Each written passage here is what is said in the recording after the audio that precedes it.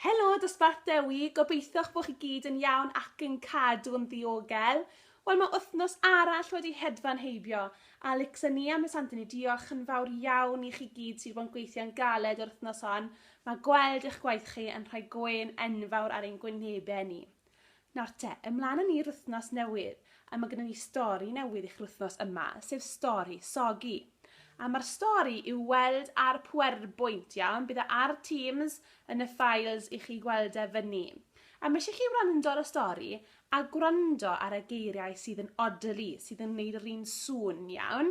A wedyn eisiau chi fynd i dynnu lluniau o cwpledi o eiriau sydd yn odli, chi'n gallu meddwl amdano, iawn. Gwaith mathemateg chi yw arddodiad, felly uwchben, o dan neu wrth ymyl, iawn. A mae yna luniau o cerbydau neu trefn a ni eisiau chi gweud pa un sydd yn dod yn y drefn, iawn, i gwblhau y brawddegau. Gwaith gwyddoniaeth chi ydy y ddamwain, a ni eisiau chi trefnu y lluniau i ddangos stori y ddamwain. Felly mae lluniau wedi cymysgu gyd lan, eisiau chi torri nhw allan a'i trefnu nhw'n gywir. Dyniaethau, mae yna logo y gig, y gwasanaeth iechyd genedlaethol, y gwasanaeth iechyd ni. Ni eisiau chi ail-greu y logo yma gan ddefnyddio lliwiau cywir. A cofio, dilynwch y siap yn gywir hefyd.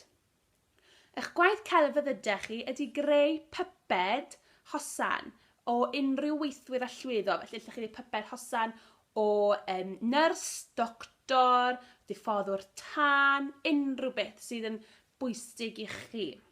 Cymwysedd digidol, yn y stori chi'n gweld sogi yn cael dysgu lot o sgiliau newydd, a ni eisiau chi greu llun ar peint neu mynd ar J2E i greu llun o sogi yn cyflawni un o'r sgiliau yma. A cofiwch defnyddio'r lliwiau cywir. Wedyn iechyd y lles chi, mae yna weithgareddau gyda Ceredigion Actif ar YouTube. Mae'r link y YouTube yna i chi wylio'r fideo ac i ddilyn y sgiliau cywir.